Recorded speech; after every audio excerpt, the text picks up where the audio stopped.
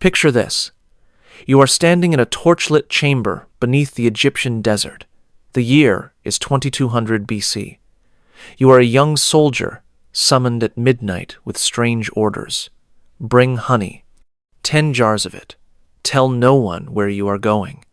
Now you watch as servants pour that honey over a naked boy standing on a stone platform. The honey coats every inch of his trembling body until he gleams gold in the flickering torchlight. The boy has been trained not to speak, not to cry, not to move. But his eyes are different. His eyes are screaming. You hear buzzing. Thousands of wings. Clay containers around the room begin to shake violently. Inside those containers are 3 types of creatures. Scarab beetles that have been starved for 5 days. Fire ants collected from Nubian valleys and fed on blood. Wasps bred specifically for aggression and kept agitated with smoke. But there is a 4th container in the corner, and what is inside that one will haunt Egyptian nightmares for the next 4,000 years. The pharaoh enters. He is 96 years old, though some sources say 100. He has ruled Egypt for 90 years, since he was 6 years old. He has outlived 8 generations of his own descendants. His name is Pepi II, and what happens next will be systematically erased from Egyptian records, but whispered about by priests, documented by foreign observers, and discovered in mass graves that still make archaeologists quit their careers. With one gesture from his withered hand, the servants release the insects. The beetles arrive first, a living carpet of black shells that swarms across the honey-covered skin. Each beetle begins to eat, their mandibles designed to tear through hide far tougher than human flesh. The boy tries not to move, but his muscles betray him, twitching and spasming as dozens of beetles bite simultaneously. Then come the ants, rivers of fire that follow the honey trails, each ant injecting venom that burns like their name suggests. By the time the wasps arrive, the boy's face has already begun to swell, but the wasps ensure that within minutes, his features are unrecognizable, distorted into a mask of agony that barely looks human. The screams that echo off these specially designed walls are not just from pain. They are from the realization that this is entertainment, that his suffering is a performance, that the ancient pharaoh watching from his golden throne is leaning forward not in horror but in fascination, occasionally calling out adjustments like a director perfecting a scene. More honey on the feet. Release another wave of ants. Let the beetles concentrate on the softer areas. This session will last 3 hours. The boy will survive, barely. He will be taken to recovery chambers where skilled physicians will keep him alive, not from mercy, but from economy. He is expensive to replace. He will heal over weeks, fed special foods to restore his strength, treated with salves to minimize scarring, and then, when he has recovered just enough, it will happen again and again, until he ages out of the pharaoh's interest or dies from accumulated trauma.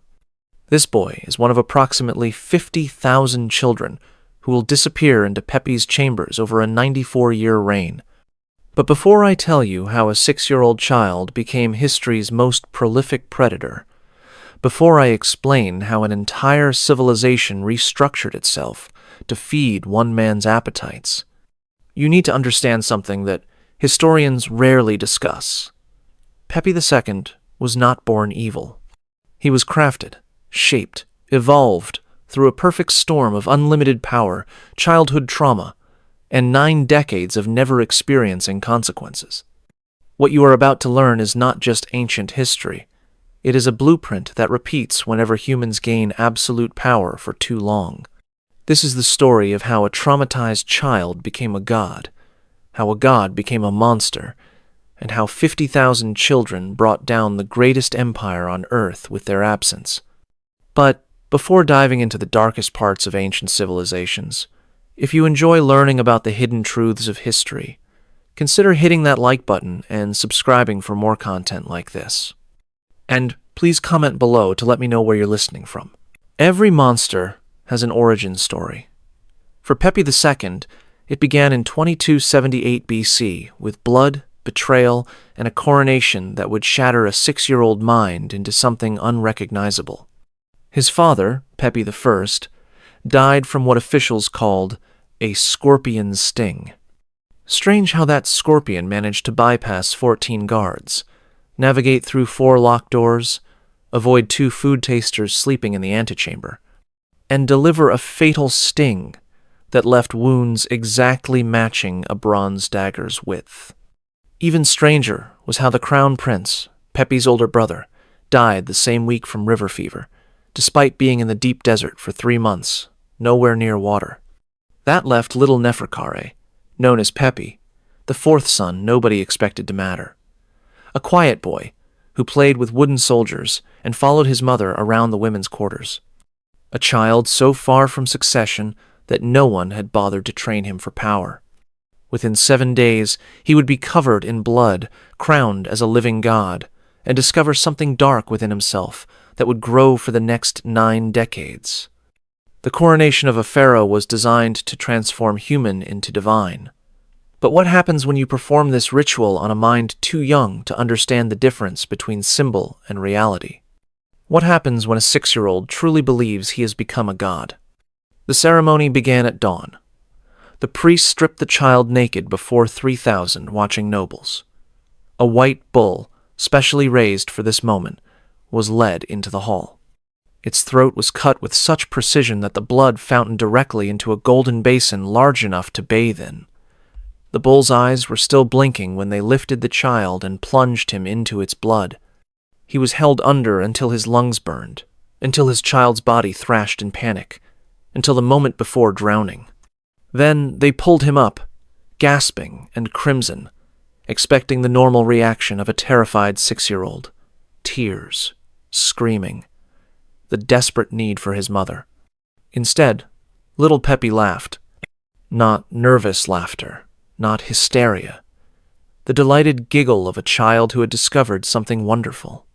He looked at his blood-covered hands with fascination, licked his fingers to taste it, then asked the priests if he could go under again. The high priest would later write, in his private journal, that in 40 years of conducting ceremonies, he had never felt such cold terror as when that child smiled through a mask of blood. But the ritual had only begun. Now came the test that would prove divine right to rule, the power over death itself. A prisoner was brought forward, some minor thief who had expected execution, but not like this. He was forced to kneel before the blood-soaked child. The priests handed Pepi a ceremonial bronze blade, a weapon made for adult hands that the 6-year-old could barely lift. His instructions were simple. Remove the head. Prove that the god's power flows through you. The first strike missed entirely. The weight of the blade pulled the child off balance, and he tumbled forward into the pooling blood. The court held its breath. Would he cry? Would this break the illusion? Would he prove himself just a frightened child after all? Pepi stood up slowly, studying the blade with the concentration of a student learning to write. He adjusted his grip, planted his feet differently, and tried again. The second strike caught the prisoner's shoulder, opening a gash that sprayed blood across the front row of nobles. The third shattered teeth. The fourth opened the throat, but failed to sever the spine. Any other child would have stopped when the prisoner stopped moving. But Pepi continued. Strike after strike, learning with each swing, adjusting his technique based on what worked and what did not. It took 11 blows before the head finally separated. By then, the prisoner had been dead for several minutes, but the child pharaoh did not stop until the job was complete. Then came the moment that revealed what Pepi would become. He picked up the severed head, looked into its dead eyes, and whispered something. When asked what he had said, the new pharaoh replied with words that would define his reign. He said he had asked the head what death tasted like, and though it could not answer, he thought he understood anyway. Death, he declared, tasted like power. A 6-year-old child, covered in blood, holding a severed head, philosophizing about the flavor of mortality. This was not trauma creating dysfunction. This was revelation. The moment when young Pepi discovered what he would spend 94 years exploring. The coronation was not finished. 23 women stood before the new pharaoh, his father's secondary wives, who tradition demanded accompany the dead king to the afterlife. The youngest was 14, married just months before. The oldest was 32, mother to 3 of Pepi's half-siblings. Custom called for poisoned wine, quick, dignified, ceremonial. But the 6-year-old god-king had been transformed by blood and violence. He wanted to understand death, to see it happen slowly enough to observe every detail. He ordered the women strangled with silk cords, but slowly, with pauses to let them recover before continuing. He sat on a throne so large, his feet dangled like the child he was, but his eyes belonged to something else entirely. For 4 hours, he watched 23 women die. He did not look away once. He occasionally asked the executioners to adjust their technique, to vary the pressure, to try different angles.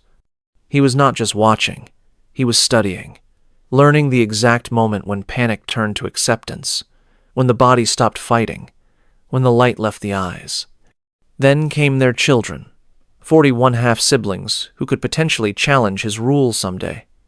The boys were strangled like their mothers, but for the girls, Pepi created something new. They had to choose their fate while watching their families die, serve him forever, or join their mothers in death. They had to decide in the moment of maximum grief and terror. 6 chose servitude. They would spend years wishing they had chosen death. One of these girls would survive to tell her story decades later. She described how even as a 6-year-old, Pepi was fascinated by fear. He would keep them in a special wing of the palace, visiting at random hours to simply watch them. He wanted to see how terror affected their breathing, their movement, their sleep. He was particularly interested in the moment when fear became so intense that the mind simply shut down, what he called the divine silence. By age 8, Pepi had discovered that certain poisons caused paralysis without death. He spent months testing different combinations, documenting which mixtures allowed victims to remain conscious but unable to move. He treated this research with the same seriousness as learning to read hieroglyphs. His tutors were required to help him organize his findings, creating detailed scrolls about the varieties of suffering. At age 9, he made a philosophical breakthrough that would shape his entire reign. Pain, he realized, was not singular, but multiple. Like wine could be sweet or bitter, suffering came in flavors. The pain of burning was different from cutting, which was different from poison, which was different from insects. He began categorizing types of agony with the dedication of a scholar, creating what he called his great work, a comprehensive exploration of every form of human suffering. The incident that showed how deeply this obsession had taken root occurred when he was 10, during morning court. With the entire government assembled, a cat caught a bird in the throne room. The bird's wing was broken, but it was still alive, fluttering desperately while the cat played with it. There were urgent matters to discuss. A minor famine threatened Upper Egypt. Foreign ambassadors waited with tribute. Military reports warned of raiders on the borders. Pepi stopped everything to watch. For 1 hour, the most powerful nation on earth waited while a child god observed nature's cruelty. When a courtier politely suggested continuing with state business, Pepi had him beaten until he lost consciousness. The pharaoh's attention was divine. To interrupt it was blasphemy. When the bird finally died, Pepi called the cat to him, fed it treats from his own plate, and declared it sacred. Any cat that killed slowly, he announced, was performing holy work. They were demonstrating the truth he had discovered, that death was not a moment but a process, and that process was the most important thing in existence. At 11, Pepi wrote a letter that perfectly captures his transformation from disturbed child to systematic predator. His general Harkov was returning from Nubia with exotic gifts including a pygmy dancer. Most of the letter seems like childish excitement about an unusual present, but the full text reveals something darker. Pepi demanded the dwarf be checked 10 times each night. Every 48 minutes, someone had to confirm he was still alive and undamaged. If the dwarf died before reaching Memphis, every sailor's children would be fed to crocodiles while their fathers watched. If he escaped, every soldier would be impaled. If he arrived injured, Harkuf himself would experience the same injuries tenfold.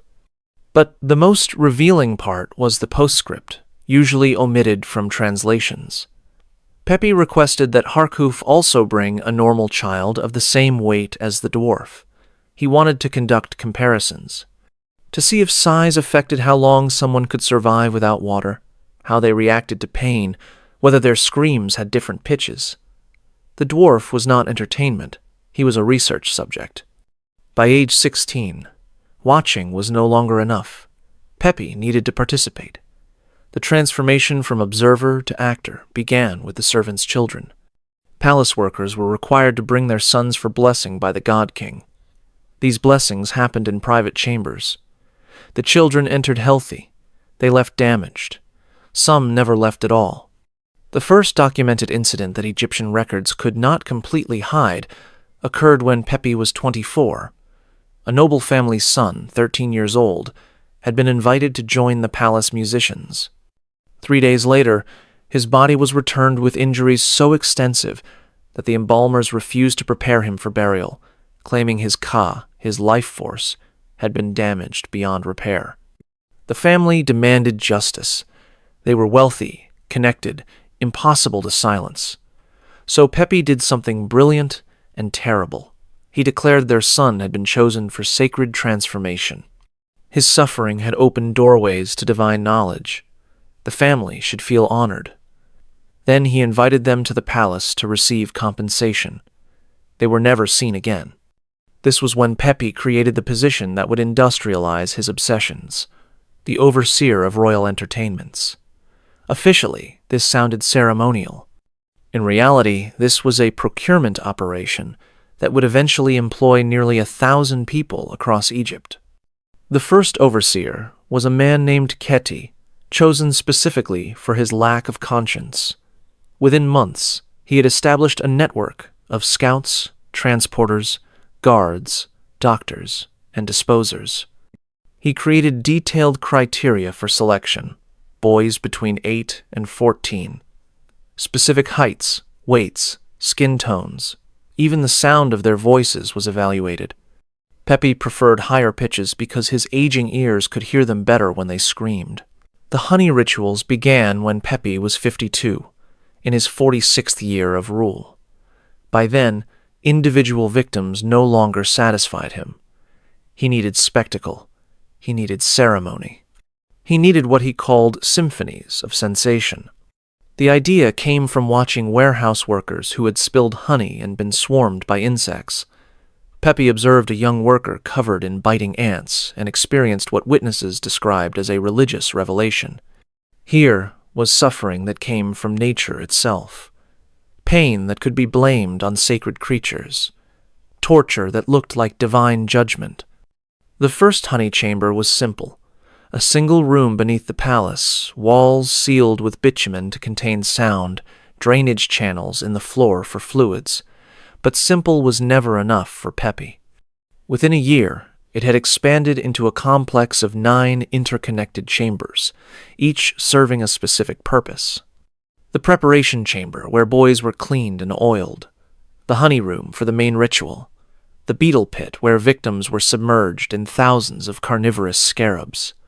The serpent chamber for those who had developed resistance to insects. The water room with pools containing things that should not exist.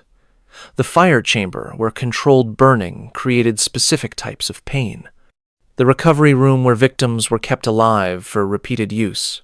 The disposal chamber whose purpose needs no explanation. And at the center, the observation platform where Pepi could watch everything. The honey itself became a precise science. Pure honey attracted insects, but not aggressively enough. Through systematic experimentation on early victims, palace torturers discovered the perfect formula. Honey, mixed with human saliva, changed its scent in ways that drove insects into frenzy. Tears added salt that certain species craved. Blood attracted the ones that preferred protein. But the most effective ingredient was fear itself. The pheromones released by terrified children mixed into the honey created an irresistible attractant for predatory insects. The insects were cultivated with similar precision. Scarab beetles fed exclusively on raw meat until they associated flesh with food. Fire ants selected for venom, potency, and aggression. Wasps kept in constant agitation through smoke and vibration. Each species tested to determine optimal starvation periods for maximum violence. A typical session followed strict protocols. The selected boy would be brought in at sunset, when certain insects were most active. He would be stripped, inspected for wounds that might cause premature death, then given a mixture of lotus wine and herbs, not to reduce pain but to prevent loss of consciousness. Awareness was essential.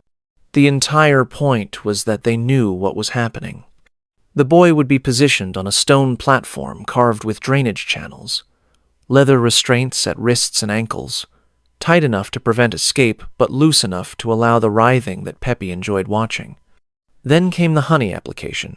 Servants used brushes made from palm fronds, coating every surface of skin. Special attention was paid to the most sensitive areas, the places that would provoke the most dramatic reactions. The insects were released in calculated waves. First, the beetles, usually 50 to 100, which would consume the honey while also biting into flesh. The boys would begin struggling as dozens of mandibles pierced their skin simultaneously. Then came the ants, hundreds of them, each bite injecting venom that created burning trails across the honey-coated body. Finally, the wasps, whose stings caused immediate swelling that could close eyes, seal mouths, transform faces into unrecognizable masks of agony. Pepi would watch from his platform, occasionally calling out adjustments. More honey on the feet to attract beetles. Release additional ants, but only on the left side to create asymmetric pain. Remove the wasps, but leave the beetles to work longer. He treated each session like a performance he was directing, fine-tuning the suffering for maximum impact. Sessions could last 3 hours or more, paused, and restarted multiple times to prevent death from shock. The boys who survived were taken to recovery chambers where skilled physicians would heal them just enough to endure another session. Some boys went through this dozens of times over months before finally dying or aging out of Pepi's interest. By year 70 of his reign, when Pepi was 76 years old, Egypt had completely reorganized itself around feeding one man's appetites.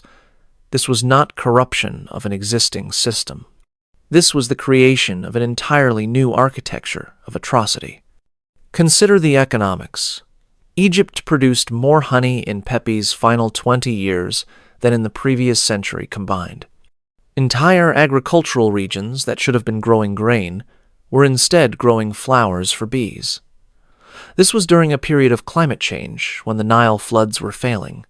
While Egypt starved, its fields bloomed with flowers to make honey for torture. The human infrastructure was staggering. The overseer of royal entertainments commanded 4 regional directors. Each director managed 10 provincial coordinators. Each coordinator supervised 5 village scouts. That is 200 people whose only job was finding boys. Supporting them were hundreds more: boat builders who modified vessels with hidden compartments for transport, metal workers who forged child-sized restraints, potters who created specialized vessels for insect cultivation, farmers who bred specific insect species, merchants who imported exotic creatures from distant lands. The selection criteria had become absurdly specific. Documents from this period list 47 separate physical requirements. Height had to be within a range of 2 fingers. Weight precise to half a deben. Skin tone was matched against color charts painted on pottery shards.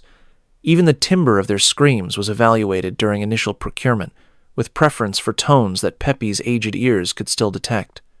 Villages developed desperate strategies to protect their children. Some claimed plagues that only affected boys of suitable age. Others reported mass drownings, raids by desert